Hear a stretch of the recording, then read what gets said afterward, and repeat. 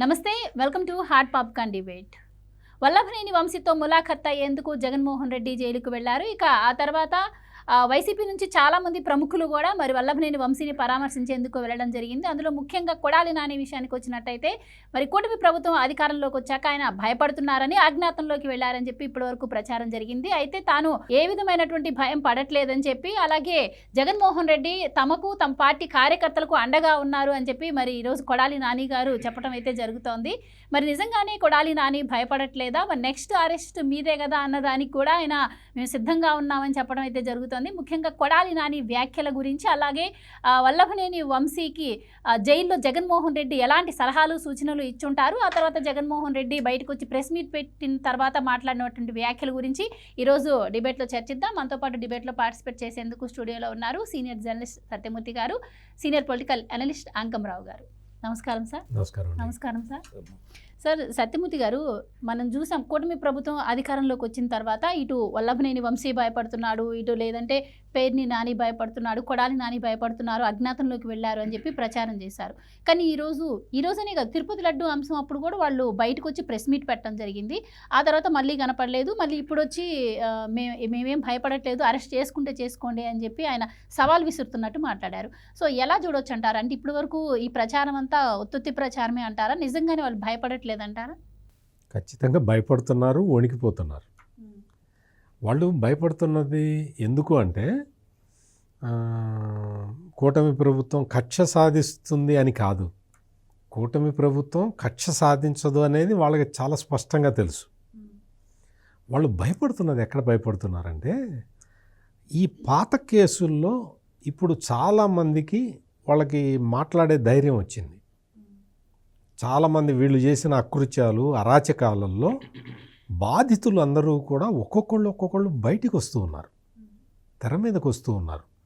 వాళ్ళు లిఖితపూర్వకంగా ప్రభుత్వానికి ఫిర్యాదు చేస్తూ ఉన్నారు. అందుకు భయపడుతున్నారు. అంతేగాని చంద్రబాబు నాయుడు కక్ష సాధించే మనిషి కాదు అని మీకన్నా నాకన్నా బాగా ఎక్కువ వాళ్ళకే తెలుసు. కంప్లైంట్ వచ్చిన తర్వాత కంపల్సరీగా పోలీసులు యాక్షన్ తీసుకుంటారు కదా. ఇది అసలు వాళ్ళల్లో గూడు కట్టుకొని ఉన్న భయం. ఇప్పుడు ఈ వల్లభనేని వంశీ కేసు తీసుకున్నా కానీ పాత కేసుని, గన్నవరం తెలుగుదేశం పార్టీ ఆఫీసు మీద అటాక్ కేసుని రూపుమాపుకుందాము, దాన్ని తప్పించేసుకుందాము అన్న ఒక దుష్ట ప్లాన్ వేసి ఇంకో కొత్త కేసులో ఇరుక్కొని అరెస్ట్ అయ్యాడు. అంటే ఇక్కడ వల్లభనేని వంశీ చేసింది కూడా ఏంటి, ఆ పాత కేసుని కొంచెం మాఫీ చేసేద్దాం, ఆ పాత కేసు బయటికి రాకుండా చూద్దాం అని కుట్ర పన్నాడు. కొత్త కుట్రలో అరెస్ట్ అయ్యాడు. అందుకని ఇక్కడ ఏంటి అంటే మళ్ళీ కంప్లైంట్లు. ఇప్పుడు కొడాలి నాని మీద మీకు ఇటీవల కాలంలో కంప్లైంట్లు ఎన్ని వచ్చినాయి తెలుసా? ఒక 5,000 నుంచి 6,000 కంప్లైంట్లు వచ్చినాయి. మొత్తం అసలు అక్కడ ఉన్న వాళ్ళు ల్యాండ్లు, లేకపోతే ఇళ్ళు, లేకపోతే ఈ దౌర్జన్యాలకు సంబంధించి వీటన్నిటి మీద కంప్లైంట్లు విచ్చలవిడిగా అసలు పుంఖానుపుంఖాలుగా ఇచ్చేస్తున్నారు ప్రజలు. మరి అన్ని కంప్లైంట్లలో ఒక్క కంప్లైంట్ మీద పోలీసులు యాక్షన్ తీసుకున్నా కానీ ఈ కొడాలి నాని ఇష్యూ సెటిల్ అయిపోతుంది. ఇప్పుడు వల్లభనేని వంశీది ఎట్లా సెటిల్ అయిందో ఇది కూడా సెటిల్ అవుతుంది. అందుకనే మీరు బాగా గమనించండి, ఈ వల్లభనేని వంశీని జగన్మోహన్ రెడ్డి పరామర్శించడానికి వచ్చినప్పుడు కొడాలి నాని వెనకెక్కడో నిలబడి ఉన్నాడు చూడండి. మీరు మామూలుగా ఎక్కడ ఉండాలి?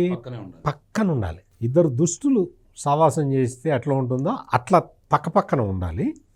ఇక్కడ ఏంటి అంటే చాలా దూరంగా నిలబడి ఉన్నాడు. ఎందుకు నిలబడి ఉన్నాడు? భయం లేకపోతే జగన్మోహన్ రెడ్డి పక్కన వచ్చి నిలబడాలి కదా. పక్కన ఎందుకు నిలబడలేదు, వెనకెందుకు నిలబడ్డాడు అంటే కారణం ఏంటి అంటే, ఈ జగన్మోహన్ రెడ్డి వచ్చాడు, మనం రావాల్సి వచ్చింది, మనం ఇక్కడ ఉండాల్సి వచ్చింది, ఏదో పిచ్చివాగుడు వాగుతాడు ఈ జగన్మోహన్ రెడ్డి, మనల్ని కూడా ఇరికిస్తాడు అన్న భయంతో కొడాలి నాని భయంగానే తిరుగుతూ ఉన్నాడు అటు ఇటు. ఎప్పుడైతే వల్లభనేని వంశీని పోలీసులు అరెస్ట్ చేశారో, ఈ కొత్త నేరంలో అరెస్ట్ చేశారో, ఆ రోజు నుంచి కొడాలి నాని పరారైన విషయం అందరికీ తెలుసు. It is a open fact. అతను అసలు అక్కడ నియోజకవర్గంలో ఎప్పుడైనా ఉన్నాడా? ఎప్పుడైనా గుడివాడలో ఓడిపోయిన తర్వాత ఎప్పుడన్నా కనిపించాడా అడగండి మీరు. కౌంటింగ్ రోజు మాయమైన వ్యక్తి మళ్ళీ ఇప్పటి వరకు గుడివాడ పోలేదు. వల్లభనేని వంశీ కూడా కౌంటింగ్ రోజు మాయమయ్యారు. ఇప్పుడు మళ్ళీ అంతే, ఇద్దరు కలిసే ఉంటారు. ఈ నేరాలు ఇంకో బాగా గుర్తు చేశారు. వల్లభనేని వంశీ మీద వచ్చిన కంప్లైంట్స్లో సగం కంప్లైంట్స్లో ఈ కొడాలి నాని కూడా ఎక్యూజ్డ్. అంటే ఇతని మీద కూడా సగం ఆరోపణలు ఉన్నాయి. అంటే ఇద్దరు కలిసే చేశారు, చాలా నేరాలను ఇద్దరు కలిసే చేశారు. ఇక్కడ కొడాలి నాని గుర్తుపెట్టుకోవాల్సిన విషయం ఏంటంటే, నువ్వు ఎంత మేకపోతు గాంభీర్యం ప్రదర్శించినా నెక్స్ట్ టార్గెట్ నువ్వే అని తెలుగుదేశం పార్టీ అధికారికంగా కాదు కానీ తెలుగుదేశం పార్టీ నాయకులందరూ ఇప్పటికే చెప్పేశారు. వేట కొనసాగుతున్నది. ఈ వేట కొనసాగే క్రమంలో వల్లభనేని వంశీ మీద కూడా వేట కొనసాగింది, కానీ దొరకల. చివరికి ఒక దళిత యువకుడిని కిడ్నాప్ చేసి దొరికాడు. మామూలుగా పులి కోసం బోను పెట్టినట్టు వచ్చి లోపలికి జ్వరపడ్డాడు. అట్లాగే ఈ కొడాలి నాని కూడా తప్పు చేసిన దాకా, రెడ్ హ్యాండెడ్గా దొరికేదాకా మనం చూస్తాం కదా. ఏసీబీ కేసుల్లో, అవినీతి నిరోధక శాఖ కేసుల్లో ఏం చేస్తారంటే, ఈ అమ్మాయి లంచం అడుగుతున్నదండి నన్ను పని చేయటానికి అని నేను ఏసీబీ వాళ్ళని అప్రోచ్ అయితే, ఏసీబీ వాళ్ళు ఏం చేస్తారంటే, ఎంతకు మాట్లాడుకున్నారు అంటే 10,000 మాట్లాడుకున్నామండి అంటే, ఓ పని చేయండి ఫస్ట్ ఒక 5,000 ఇచ్చేయండి అంటారు. ఒక 5,000 ఇచ్చేసిన తర్వాత ఇచ్చారా అని అడుగుతారు. ఇచ్చామండి అంట.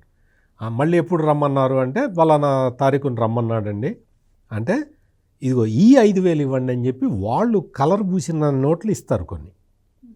ఈ 5,000 ఇచ్చిరపోండి వాళ్ళని రోజు ఇవ్వండి అని చెప్తారు. వాళ్ళు అక్కడ కాపలా కాస్తారు.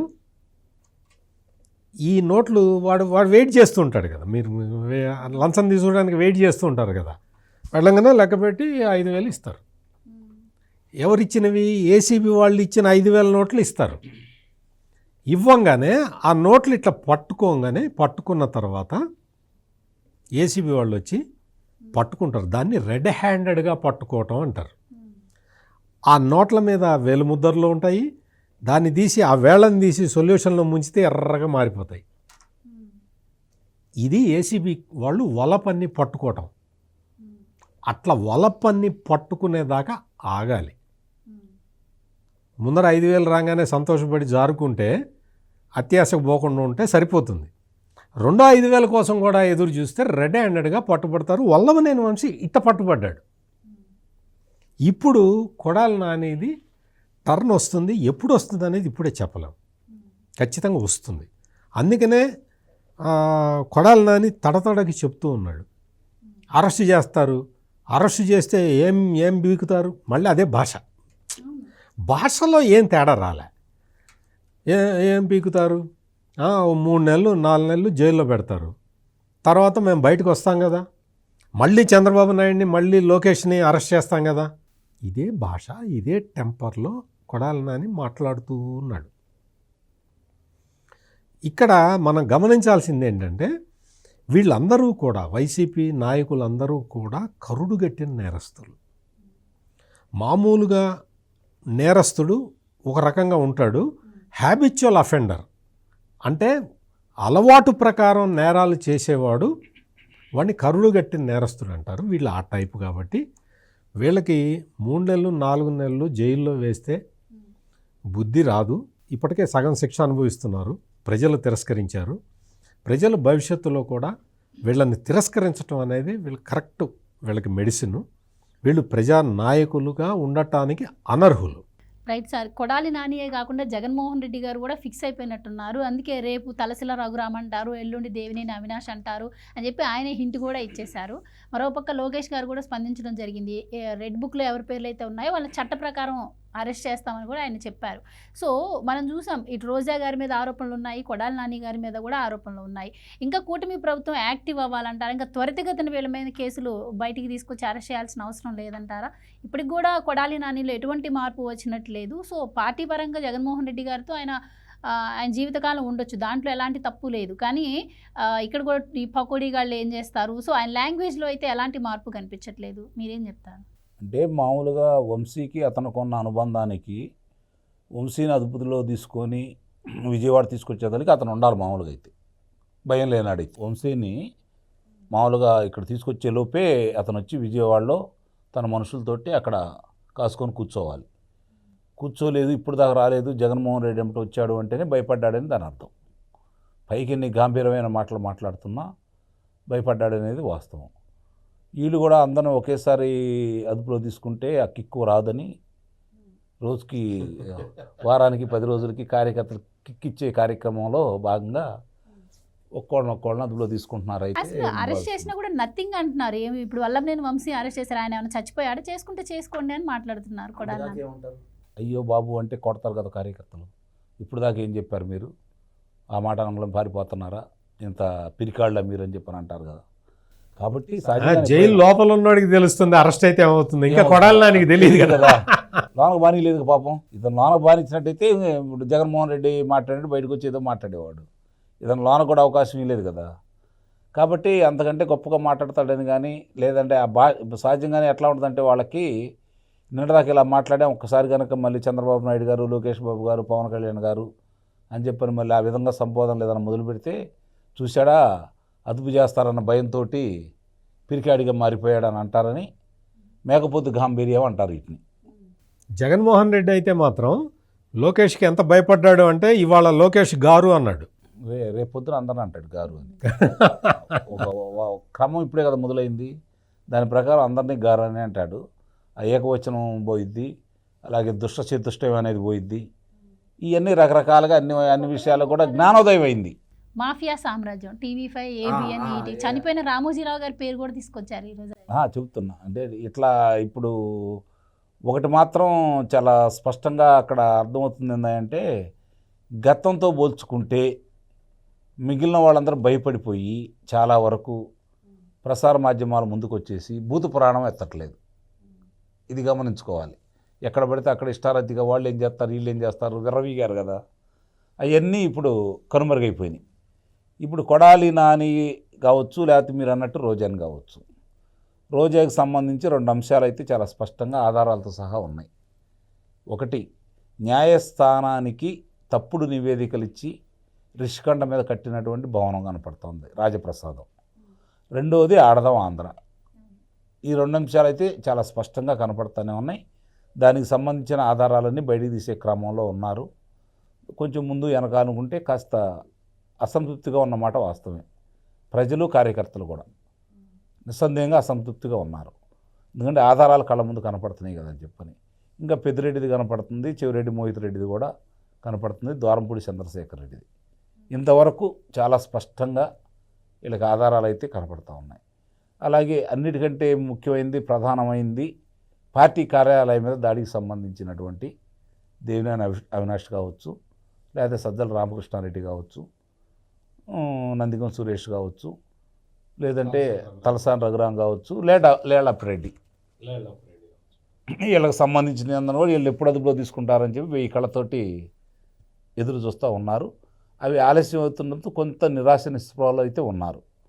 దాన్ని ఇసుగు పుట్టేదాకా తీసుకురాకుండా ఈ కూటమి ఇలాంటి ఒక్కోటి చేసుకుంటూ వెళ్తూ ఉంటే ప్రస్తుతానికి వాటి గురించి మర్చిపోయి ఏదో ఓట్లే జరుగుతూ ఉంది అని చెప్పి కొంచెం తృప్తిగా ఉండటం అయితే జరిగింది.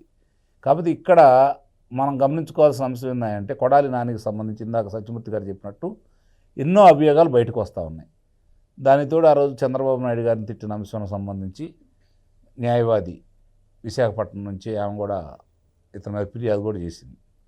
అది కూడా పరిగణలో తీసుకుంటున్నారు.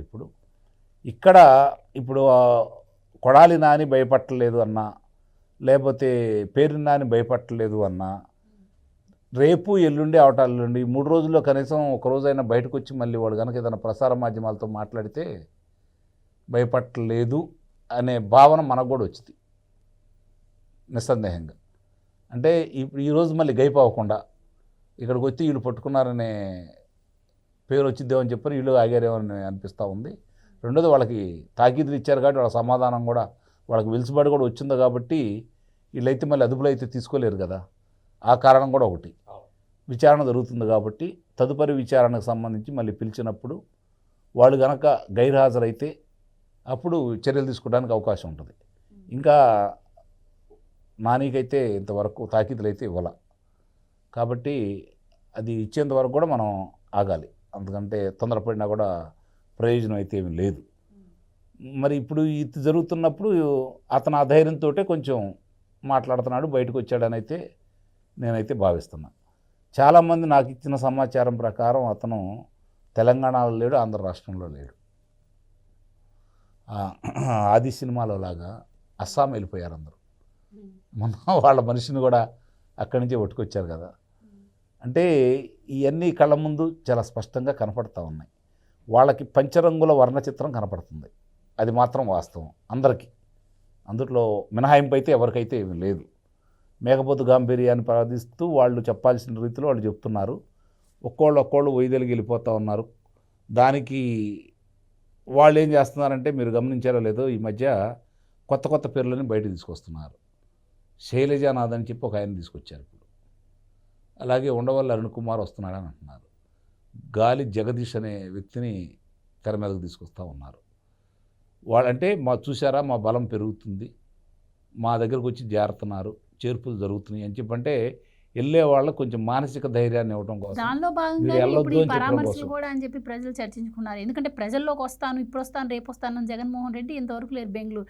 కానీ జైల్లో ఉన్న వాళ్ళని పరామర్శించడానికి మాత్రం కరెక్ట్ టైంకి వస్తున్నారు. పరామర్శకి వస్తాడు కరెక్టే, మీ ఇంటికి వస్తాడు, మీరేమడుగుతారు అతన్ని? ఆయన ఏం చెబుతాడు మీకు? ఆయన ఏం చెబుతాడు మీరు అడుగుతారు రేపొద్దున. ఆయన ఇంటికి వచ్చినప్పుడు ఆడవాళ్ళు సహజంగానే వాళ్ళకి జరిగిన అన్యాయాల గురించి ఏకొర పెడతారు. మద్యపాన నిషేధం అన్నా ఎందుకు చేయలేదని అడుగుతారు, ఇసుకని ఈ విధంగా ఎందుకు చేసావని అడుగుతారు. ఆ 2 అంశాలు బయటికి తీసుకొస్తారు. శాంతి భద్రతలు లేకుండా చేసావు, దీనికి సమాధానం ఏందని అడుగుతారు. చాలామందికి పార్టీ పరంగానో లేకపోతే వేరే ఉద్దేశంతో వాళ్ళకి రావాల్సినటువంటి సామాజికంగా వాళ్ళకి ఇవ్వాల్సినటువంటి పింఛన్లు ఇవ్వకుండా ఆపేశాడు. దీన్ని నీ సమాధానం ఏందని చెప్పి వీళ్ళు అడిగారు అనుకోండి, అతని దగ్గర సమాధానం ఉందా?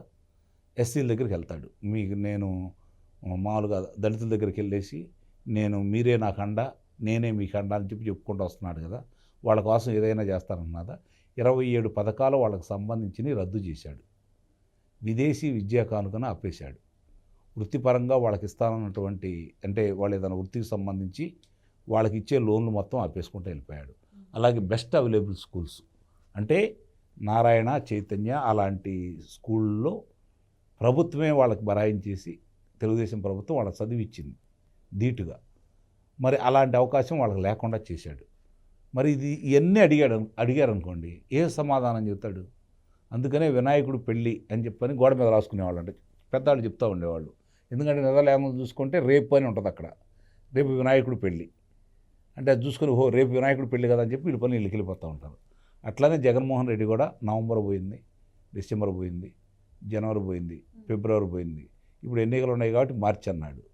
ఈ మార్చిలోపు ఇంకోళ్ళు అదుపులో తీసుకుపోతే వీళ్ళు, ఈ మార్చిలోపు ఇంకో వ్యక్తిని అదుపులో తీసుకుపోతే కదా, అప్పుడు దానికి వాయిదా పడుతూ ఉంటుంది. మొన్న విద్యార్థుల గురించి కావచ్చు, ఫీజు రీయింబర్స్మెంట్ గురించి కావచ్చు, లేకపోతే రైతుల గురించి కావచ్చు, బజారుకి రమ్మన్నాడు. రైతు అనేవాడు ఎక్కడన్నా కనపడ్డా? రేపు పొద్దున రైతుల దగ్గరికి వెళ్ళాడు అనుకోండి, రైతులు అడుగుతారు, నీటిపారుదలకు సంబంధించినవి అడుగుతారు.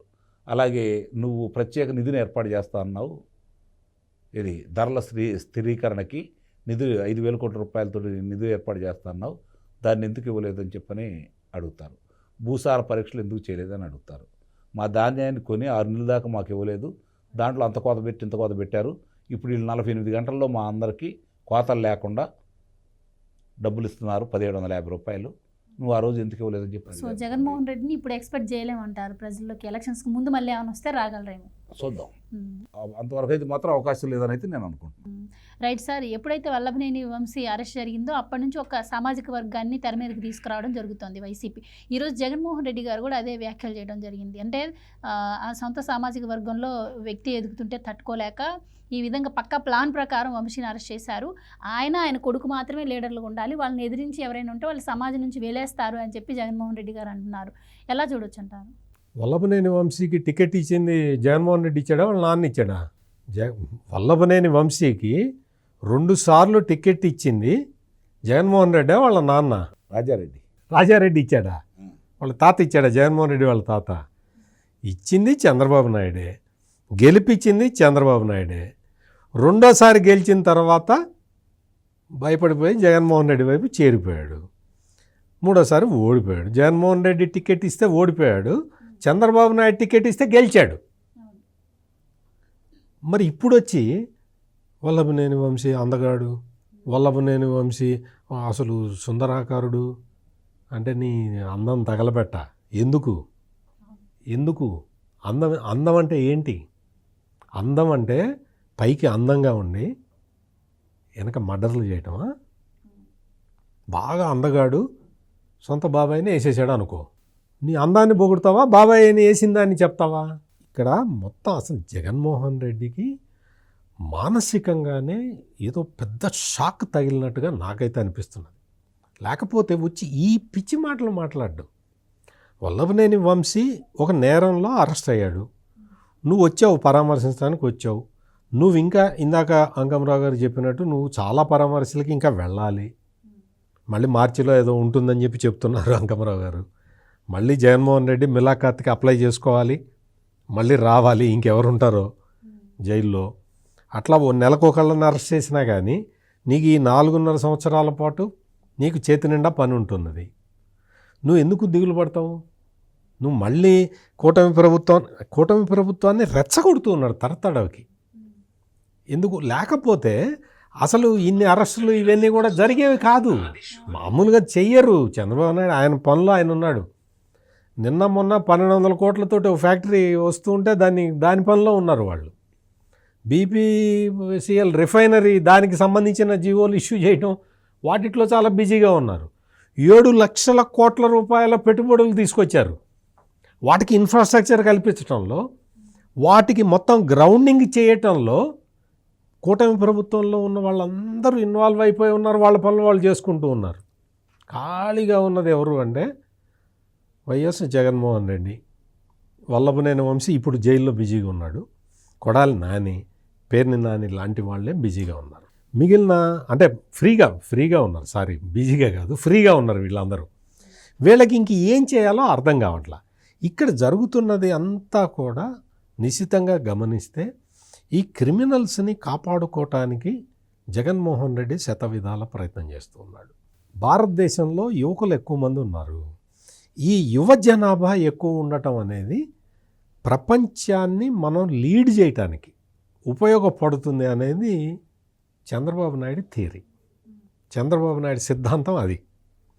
జగన్మోహన్ రెడ్డి సిద్ధాంతం ఏంటంటే ఈ నేరస్తుల్ని, నేరాలు చేయడానికి అలవాటు పడ్డ ఈ బ్యాచ్ని, ఈ లంపెన్ ఎలిమెంట్స్ని, ఈ గంజాయి బ్యాచ్ మన పార్టీకి బలము.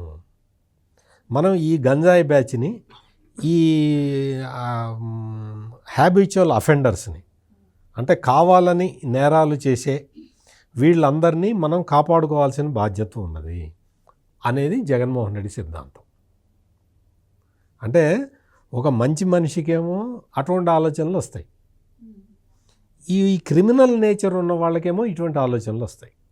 అందుకని జగన్మోహన్ రెడ్డి ఏం చేస్తాడు, ఈ క్రిమినల్స్ అందరినీ కాపాడుకోవాలి, అది ఆయన సంపద. నేరపూరితమైన వ్యక్తుల్ని, నేరపూరిత మనస్తత్వం ఉన్న వ్యక్తుల్ని కాపాడుకోవటం జగన్మోహన్ రెడ్డి ప్రథమ కర్తవ్యం. వాళ్ళ ద్వారానే రాజ్యం చేశాడు, రాజ్యాధికారాన్ని నడిపాడు. మొత్తం దళిత డాక్టర్ సుధాకర్ దగ్గర నుంచి అందరినీ దళితుల్ని ఊచకోత కోసుకుంటూ వచ్చాడు, బీసీలని ఊచకోత కోసుకుంటూ వచ్చాడు, మొత్తం మైనారిటీలను ఆత్మహత్య చేసుకునేలాగా చేశాడు. ఇవన్నీ చేసింది కారణం ఏంటి? ఈ హ్యాబిచువల్ అఫెండర్స్ని దగ్గర పెట్టుకోవటం వల్ల జరిగిన పరిణామాలు. అది జగన్మోహన్ రెడ్డి ఆస్తి వీళ్ళందరూ కూడా, ఈ నేరస్తులందరూ కూడా. అందుకనే ఏముంది, 3 నెలలు జైల్లో ఉంటారు, 4వ నెలలో రిలీజ్ అవుతారు. నేనున్నా కదా, నేను 16 నెలలు ఉన్నాను, నేను వచ్చి సీఎం కాలే అని మీరు జగన్మోహన్ రెడ్డి చెప్పిన ఆ మాటల్ని ఇవాళ కొడాలి నాని రిపీట్ చేశాడు. చూడండి, కొడాలి నాని ఏం చెప్పాడు, 3 నెలలు జైలు వేస్తారు, మళ్ళీ 4వ నెలలో బయటకు వస్తా కదా అంటున్నాడు. ఇదే మాటని వైసీపీ వాళ్ళందరూ చెప్తున్నారు. మీరు చూడండి, ప్రతి వ్యక్తిని ఎవరిని కదిలిచ్చినా కానీ 3 నెలలు జైల్లో ఉంటాం, 3 నెలల తర్వాత మాకు బెయిల్ వస్తుంది కదా, మేము బయటకు వస్తాం కదా అని చెప్తున్నారు. అంటే సమాజంలో నేరపూరిత మనస్తత్వాన్ని ఈ జగన్మోహన్ రెడ్డి ఎట్లా పెంచి పోషిస్తున్నాడో మనం ఇవన్నీ చూస్తే అర్థం చేసుకోవచ్చు. అందుకని ఈ కొడాలి నానికి ఇంకా చెప్పా కదా, ట్రాప్ పడే వరకు వెయిట్ చేస్తారు. ట్రాప్లో పడకుండా తప్పించుకోగలిగితే కొడాలి నాని అదృష్టవంతుడు. ఈ వల్లభనేని వంశీలాగా దళిత యువకుడిని కిడ్నాప్ చేసి తీసుకెళ్ళి ఒక కొత్త నేరం, ఫ్రెష్ నేరం చేశాడు అంటే దొరుకుతాడు. ఇప్పటికే కొడాలి నాని మీద ఒక వైజాగ్ ఒక యువతి కిడ్నాప్ ఒక ఇది చేసింది, ఆరోపణ చేసింది, చంద్రబాబు నాయుడు గారు తిట్టిన దాని మీద అంటే అంత చిన్న కేసులో అరెస్ట్ అయితే నానికి కూడా బెయిల్ వస్తుంది. ఏదన్నా పెద్ద నేరం మళ్ళీ ఫ్రెష్ నేరం చేస్తారు, వీళ్ళందరూ అదే పనిలో ఉంటారు. పోలీసులు కూడా వెయిట్ చేస్తూ ఉంటారు, ఒక్కొక్కళ్ళు దొరుకుతారు. ఇక్కడ పేరుని నాని చెప్పాడు ఆల్రెడీ, మావిడిని అరెస్ట్ చేస్తారని భయపడుతూ ఉంటే చంద్రబాబు నాయుడు లేదా ఆడవాళ్ళని అరెస్ట్ చేయొద్దని చెప్పాడు అని. కొడాలి నాని ఆడమనిషి కాదు కాబట్టి కొడాలి నానికైతే అరెస్ట్ గ్యారంటీగా ఉంటుంది. రైట్ సార్, ఇందాక జగన్మోహన్ రెడ్డి గారు మాట్లాడుతుంటే కొడాలి నాని వెనకున్నారు అని చెప్పి మనం అనుకోవడం జరిగింది. కానీ మీడియా మిత్రులు మాత్రం ఆయన వదలలేదు. ఎందుకు మీరు యాక్టివ్గా లేరు, భయపడ్డారా అన్న ప్రశ్నకు అవును మేము అధికారంలో లేవు కాబట్టి యాక్టివ్గా లేము అని అంటున్నారు. అంటే ఆయనకు కావచ్చు, ఆయన పార్టీ అధినేత జగన్మోహన్ రెడ్డి గారికి అధికారం ఉంటేనే ప్రజల్లోకి వస్తారా? ఆయన కూడా వస్తా అని ఇప్పటివరకు చాలాసార్లు చెప్పారు కానీ మరి ప్రజల్లోకి రాలేదు. మరి అధికారం ఉంటేనే వీళ్ళకి ప్రజలు గుర్తొస్తారా? సో ఇవి చాలన్నట్టు మళ్ళీ ఎక్కడికి వచ్చినా కూడా ఇప్పటికీ బెదిరించే విధంగా ప్రభుత్వాన్ని మాట్లాడడం, సో ఎలా చూడొచ్చు అంటారు? అక్కడే వాళ్ళ డౌల్తనం కనపడుతుంది కదా. మామూలుగా రాజకీయ పార్టీకి ఎప్పుడైనా సరే అధికారంలో ఉన్నదానికంటే కూడా ప్రతిపక్షంలోనే పనులు ఎక్కువ ఉంటాయి. ప్రజల్లో మమేకమయ్యే అవకాశం కూడా అప్పుడే ఉంటుంది. ఇప్పుడు అధికారంలో ఉన్నప్పుడు అంటే పరిపాలన చూసుకోవాలి, పార్టీని చూసుకోవాలి, అవన్నీ చూసుకోవాల్సిన కార్యక్రమాలు అయితే ఉంటాయి. ప్రతిపక్షంలో ఉన్నప్పుడు ఏముంటాయి, ప్రభుత్వాలు చేసే తప్పులు, ప్రజల సమస్యలు, దాని మీద పోరాడినప్పుడే వాళ్ళ సత్తా అనేది బయటకు వస్తాయి. వీళ్ళకి ఎటు సత్తా లేదని ప్రజలైతే నిర్ణయించారు. అప్పుడు వాళ్ళు చెప్పిన మాటలు నమ్మారు, బేరాలు నమ్మారు. ఏమనంటే 30 సంవత్సరాలు నేను అధికారంలో ఉంటాను, నాకు ఒక్కసారి అవకాశం ఏంటన్నారు. ఆ ఒక్కసారినే ప్రజలు గమనించారు. నువ్వు ఒక్కసారికి ఇట్లా చేసేవరా బాబు, 30 సంవత్సరాలు అంటే ఆంధ్ర రాష్ట్రం భారతదేశ చిత్రపటంలో ఉండదేమో అని చెప్పి భయం కొద్దీ ప్రజలు తిరస్కరించారు. వాళ్ళు ఇప్పుడు ఇక్కడికి వచ్చి మాట్లాడుతున్నారు, ఇంకా దాని గురించి బెదిరిస్తున్నారు అంటే దాని అర్థం ఏందంటే వెళ్ళే కార్యకర్తలు కావచ్చు, వెళ్ళే నాయకులు కావచ్చు, మనోధైర్యం నింపటం కోసం మాకు ఎలాంటి భయం లేదని చెప్పని ఆ భయాన్ని వ్యక్తం చేస్తున్నారు. ఇక్కడ గమనించుకోవాలి మీరు. భయం లేనా లేదు, ఎక్కడికి ఎందుకు పారిపోవాలి, కనపడకుండా ఎందుకు పోవాలి, ప్రజల మధ్య ఎందుకు ఉండకూడదు? తెలుగుదేశం పార్టీ నాయకులు ఏం పారిపోలేదే, ఇక్కడే ఉన్నారే, పోరాటం చేశారే, వాళ్ళు ఏం చేయలేకపోయారు కదా మీరు. మరి మీరు ఎందుకు పారిపోతున్నారు, కనపడకుండా ఎక్కడికి వెళ్ళిపోతున్నారు, ఎందుకు ముందస్తు బెయిల్ కోసం విపరీతంగా పరిగెత్తుతున్నారు? అవి వచ్చిన తర్వాత మళ్ళీ బయటకు ఎందుకు వస్తున్నారు? అప్పుడు దాకా దేశంలో ఉన్నటువంటి వివిధ ప్రదేశాలన్నీ ఎందుకు తిరుగుతున్నారు?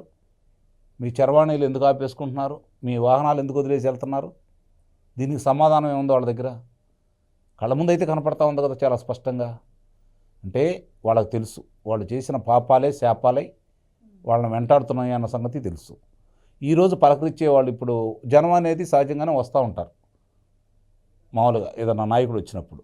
ఇవాళ కూడా అట్లానే అందుట్లో ప్రతిపక్ష నేతగా ఉన్నాడు అంటే అతను ఆ అవకాశం లేకపోయినా కూడా ప్రస్తుతానికి ప్రభుత్వానికి వ్యతిరేకంగా ఉన్న పక్షం వాళ్ళే కాబట్టి, అందుట్లో గతంలో ముఖ్యమంత్రి కాబట్టి సహజంగానే ఈరోజు చూడటానికి వస్తున్నారని చెప్పి చాలామంది అనుకుంటారు. అంటే ప్రతిపక్ష నేత హోదా కావాలి కానీ ప్రజలు అవసరం లేదు. ఇప్పుడు అక్కడ గమనించుకోవాల్సింది ఏంటంటే, నేను ఇట్లాంటి చిన్నప్పటి నుంచి నా జుట్టు కూడా ఊడిపోయింది, ఇట్లాంటివి నేను చాలా చూసా. ఎందుకంటే తెలివిగల రాజకీయ నాయకుడు అనేవాళ్ళు ఏం చేస్తారంటే, ఒక ముఖ్యమైన సభకి వెళ్ళినా లేకపోతే సమావేశాలకు వెళ్ళినా తనకంటే ముందు వాళ్ళ మనుషులు కొంతమంది వెళ్ళి మనుషుల మధ్య కూర్చుని ఉంటారు. ఈ సభకి వాళ్ళు రావడంతో ఆలస్యంగా వస్తారు. ఎక్కడైనా చూడండి మీరు కావాలంటే, వాళ్ళు చెప్పిన టయానికి ఎప్పుడు రారు. సభా నిర్వహణ కార్యక్రమం ప్రారంభమైనప్పుడు రారు. ప్రారంభమయ్యి 2-3 వక్తలు మాట్లాడిన తర్వాత వాళ్ళు వస్తారనమాట. వాళ్ళు వచ్చేటప్పటికి ఏమవుతుంది, ఇది మొత్తం సభా ప్రాంగణం అంతా జనంతో ఉంటారు. అప్పుడు ఏం చేస్తారు, వాళ్ళు వాహనాలు రావడానికి అవకాశం ఉంటుంది, కానీ వాళ్ళు అట్లా రారు. అక్కడ దిగి జనం మధ్య నుంచి వస్తూ ఉంటారు. ఆ జనం మధ్య నుంచి వచ్చినప్పుడు ఏం చేస్తారంటే వాళ్ళ మనుషులు అక్కడ ఉంటారు కదా, వాళ్ళని చూడంలోనే వాళ్ళకున్న నిక్నేమ్ను పెట్టుకొని పిలిచి జిందాబాదులు కొడతా ఉంటారు, నాయకత్వం వర్దిల్లాలి అని అంటూ ఉంటారు. ఇక్కడ కూడా సీఎం ఇస్తున్నారు పిచ్చిమండ ఆడకలారా. అమెరికా ప్రెసిడెంట్ కావాలని కోరుకోండి, ప్రపంచాన్ని ఆలొచ్చు. ఓ చిన్న రాజ్యం 13 నిన్నటిదాకా ఉమ్మడి 13 జిల్లాల దాని గురించి మీకు ఎందుకంత తాపత్రయం? దోసుకోవాల్సినంత దోసుకున్నారు, అది ఇంకేముంది ఇక్కడ? ఏమన్నా మిగిలి ఉంటే కదా. ఆ కోరుకునేదో ప్రధానమంత్రి కావాలని కోరుకోండి. పోయినసారి అన్నాడు కదా మాధవ్, మమ్మల్ని చూసి ప్రధానమంత్రి భయపడాలి తప్ప ప్రధానమంత్రిని చూసి మేము ప్రధానమంత్రిని ఉంచాలో దించాలో మా చేతుల్లో ఉందన్నట్టు మాట్లాడాడు కదా. మరి ఆ మాటలు ఆ బేకరాలన్నీ ఈరోజు ఏమైపోయినాయి? ఇక్కడ వాళ్ళు చేసే కార్యక్రమాలన్నీ కూడా వాళ్ళకే ఎదురు దిగులు తగులుతూ ఉన్నాయి. అతను ఇంకా మాట్లాడుతున్నాడు అంటే ఏ ధైర్యంతో మాట్లాడుతున్నాడు అంటే ఈ జనాభాని ఇట్లా చూపించుకుంటూ ప్రజల మనోధైర్యాన్ని, కార్యకర్తల మనోధైర్యాన్ని నింపడం కోసం సీఎం అని చెప్పిన కేకలు వేయించుకుంటూ అక్కడ వచ్చిన కార్యక్రమం ఏంటి? దాంట్లో ఈ ప్రభుత్వం కూడా ఏం చేస్తుందంటే గతంలో వాళ్ళు చేసినట్టుగా ఎక్కడక్కడ అడ్డుకట్టలు వేసేసి గందరగోళం చేసేసి అదేదో ప్రచారం చేయటం ఎందుకు, వదిలేస్తే పోయిద్దిలే, వచ్చిన నష్టమే ఉంది అని చెప్పని వదిలేస్తున్నందువల్ల వీళ్ళకి ఇలాంటి అవకాశం కలగజేస్తూ ఉందైతే నేనైతే భావిస్తున్నాను. ఇంతకుముందు ఏదన్నా కార్యక్రమం జరుగుతుంది అనుకోండి, గృహ నిర్బంధం చేసేవాళ్ళు. ఎక్కడ దాకెందుకు? ఇదే పట్టాభిని ఇదే ఇష్యూలో, గన్నవరం ఇష్యూలో అదుపులో తీసుకుంటే అక్కడ అదుపులో తీసుకుని పట్టాభిండి చుట్టూ పోలీసులు ఉన్నారు. వాళ్ళ భార్యను బయటకు రానిలేదు కదా. మిగిలిన వాళ్ళు ఎక్కడ అదుపులో తీసుకున్నా కూడా ఎవరిని బయటకు అయితే రానిలేదు కదా. ఎక్కడ నిర్బంధం కూడా చేశారు కదా. చివరికి లోకేష్ బాబుని కూడా రానియకుండా అక్కడ ఆ రోజు వాళ్ళ తండ్రిని అదుపులో తీసుకున్నప్పుడు అక్కడ ఆపేశారు కదా. ఈరోజు ఏదైనా విషయం జరిగితే నాయకులు వచ్చేస్తున్నారు. చిన్న విషయం ఏదైనా జరిగిందనుకోండి, అక్కడ ఎవరైతే ఉంటారో నాయకులు, కార్యకర్తలు అండగా మొత్తం అక్కడికి వచ్చి నిలబడి వాళ్ళకి కావాల్సినటువంటి రక్షణగా ఏర్పడుతున్నారు, న్యాయ పోరాటం చేస్తున్నారు. మొన్నటిదాకా అధికారంలో లేనప్పుడు తెలుగుదేశం పార్టీ అందుబాటులో ఉండేవాళ్ళు. ఈరోజు నువ్వు వంశీని అదుపులో తీసుకుంటే ఎంతమంది నాయకులు వచ్చి అక్కడ ఉన్నారు? ఆయన నందిగామ మాజీ శాసనసభ్యుడు తప్ప మిగిలిన వాళ్ళు ఎవరున్నారు అక్కడ? ఏమైపోయారు? ఈ కొడాలి నాని, పేరు నాని, యోధులందరూ ఎక్కడ పోయారు? జోగి రమేష్ ఎక్కడికి వెళ్ళాడు? ఎందుకు దాక్కున్నారు మీరు? ఏ కలుగులో ఉన్నారు మీరు? వాళ్ళు పొగా పెడతారు, నీళ్లు బత్తారు, మిమ్మల్ని బయటికి తీస్తారు. అందుట్లో ఎలాంటి సంబంధం లేదు. మీరు ఎలికల్లాంటి వాళ్ళు. మీ నాయకుడిని మీరు సింహంతో పోల్చుకున్నారు. సింగిల్గా వస్తుందన్నారు. సింగిల్గా రావచ్చు, ఎందుకు ఇంతమంది జనాభా? ఏం అవసరం ఇది? ఈ బల ప్రదర్శన ఏమన్నా సానుభూతి కోసం వచ్చావా, లేకపోతే బల ప్రదర్శన చేయడానికి వచ్చావా? ఏం జరుగుతుంది అంటే విపరీత ధోరణులకి ఇట్లా వాళ్ళ ప్రవర్తన బట్టి ఇందాక చెప్పారు సత్యమూర్తి గారు, ఒకసారి మానసికంగా అతని పరిస్థితి ఏంటో పరీక్షలు చేయించండి, కొంచెం అవసరం అని చెప్పని. ఇప్పుడు అతను ఏ విధంగా ప్రవర్తిస్తున్నాడు, ఏ విధంగా మాట్లాడుతున్నాడు, ఎందుకు ఇంత బెదిరింపులు చేస్తున్నాడు అని అంటే, ఇక్కడ చట్టబద్ధంగా న్యాయబద్ధంగా ఈ ప్రభుత్వం వెళ్ళాలి, ప్రజాస్వామ్యబద్ధంగా వెళ్ళాలని చెప్పని. వాళ్ళు బలవంతంగా ఏదో ఒకటి చేసి గొడవలు చేసి అదుపులో తీసుకుంటే దాన్ని అడ్డం పెట్టుకొని గొడవలు చేసుకొని మళ్ళీ కార్యకర్తలను బయటికి తీసుకురావాలని చెప్పి వాళ్ళు ప్రయత్నం చేస్తున్నారు. కాకపోతే ఒకటి ఇక్కడ ఈ కూటమి కూడా గమనించుకోవాల్సిన అంశం ఏంటంటే ఏది తెగేదాకా లాగకూడదు. కార్యకర్తలు కావచ్చు, నాయకులు కావచ్చు, వాళ్ళకి కొన్ని కోరికలు ఉంటాయి. నాయకులకైతే చాలా కోరికలు ఉంటాయి. ఎందుకంటే ముందు నాయకుడిగా ఉండేవాళ్ళు శాసనసభ్యుడు కావాలనుకుంటాడు, శాసనసభ్యుడు అయిన తర్వాత మంత్రి కావాలనుకుంటాడు, మంత్రి అయిన తర్వాత ముఖ్యమంత్రి కావాలనుకుంటాడు. వాళ్ళ కోరికలకైతే అంతూ పంట ఉండదు. కార్యకర్తలకు అయ్యే ఉండవు. మాకు చంద్రబాబు నాయుడు గారు ముఖ్యమంత్రి కావాలా, మా పార్టీయే అధికారంలో ఉండాలని చెప్పి వాళ్ళు కోరుకుంటారు. నాయకుడి కోసం వాళ్ళు పోరాడుతూ ఉంటారు. కార్యకర్తలకి నాయకుడికి వ్యత్యాసం ఉంది. ఇవాళ ఏ పార్టీ అయినా సరే ఎక్కడైనా సరే మనుగడ సాగించిందన్నా కూడా, విజయం సాధించిందన్నా కూడా కార్యకర్తలు ఉత్సాహంగా ఉన్నంత వరకు, పోరాడినంత వరకే. ఎప్పుడైతే కార్యకర్తల ఉత్సాహం తగ్గి నిరుత్సాహం వచ్చేసి కాడి కిందేస్తారో అప్పుడు అనుకున్న ఫలితాలు రావు, ప్రతికూల ఫలితాలు వస్తూ ఉంటాయి. ఇప్పుడు కార్యకర్తలు ఏం కోరుకుంటున్నారు అంటే 5 సంవత్సరాల రాష్ట్రంలో విధ్వంసం చేసిన వాళ్ళందరూ కూడా ఈరోజు వాళ్ళ కావాల్సిన ఆధారాలు ఉన్నాయి కాబట్టి త్వరితగతిన వాళ్ళని అదుపులో తీసుకోండి. రెండోది, ఇప్పుడు జరుగుతున్న పరిణామాలను ఒకసారి గమనించండి. కార్యకర్తలతోటి మమేకం అవ్వండి. అందరినీ చంద్రబాబు నాయుడు గారు కలుస్తారని నేనైతే భావించను. కలవాలని కూడా అంత సమయం కూడా ఆయన ఉంటుందని అయితే నేను భావించట్లా. దానికి చూసుకోవాల్సింది స్థానికంగా ఉన్నటువంటి శాసనసభ్యులు, స్థానికంగా ఉన్నటువంటి లోక్సభ సభ్యులు, పోటీ చేసినటువంటి అభ్యర్థులు, లేకపోతే నియోజకవర్గ ఇన్ఛార్జీలు, వీళ్ళందరూ కూడా సమన్వయపరుచుకుంటూ వాళ్ళ సమస్యల గురించి పట్టించుకోవాలి. ఎందుకు పట్టించుకోవాలి అంటున్నానంటే, నేను 5 సంవత్సరాల్లో పోరాడి వాళ్ళ దాని మీద ఇబ్బందులు పడ్డవాళ్ళు ఈరోజు చాలామంది, సత్యమూర్తి గారు, వాళ్ళ పరిస్థితి ఉదాహరణకి ఈ సత్యవర్ధన్నే తీసుకుందాం. ఈరోజు పేరు బయటకు వచ్చింది కాబట్టి ఇంత హడావుడింది కాబట్టి మనం తెలుసుకుంటున్నాం. ఇలాంటి వాళ్ళు రాష్ట్రం వదిలిపెట్టి ఇంకెంతమంది ఉండారో బయట. అలాంటి వాళ్ళు కూడా గమనించుకోవాలి కదా. వాళ్ళందరినీ పార్టీ అండగా ఉండాలి, ప్రభుత్వం అండగా ఉండాలి. అప్పుడే ఇంకొంచెం ఉత్సాహంగా పనిచేస్తారు. వాళ్ళ కళ్ళ ముందు కనపడుతున్నటువంటి ఈ యొక్క విధ్వంసకారులందరినీ కూడా తగిన శిక్షలు వేస్తే ఇంకొంచెం ఉత్సాహంగా. రెండోది 2029 ఎన్నికల్లో ఎలా చేయాలనే దాని మీద చంద్రబాబు నాయుడు గారు రోజుకు 18 గంటలు పనిచేస్తున్నారు. ఇప్పుడు రాష్ట్రం కోసం 15 గంటలు పనిచేయండి, 3 గంటలు పార్టీ గురించి కార్యకర్తల గురించి ఆలోచించండి. అన్ని సమస్యలకి పరిష్కారం దొరుకుతుంది అయితే నేను భావిస్తున్నాను. థ్యాంక్ యూ సో మచ్ అండి. Thank you so much. నమస్కారం అండి. ఇది వాళ్ళ డిబేట్. మరో డిబేట్తో మళ్ళీ కలుద్దాం. Keep watching.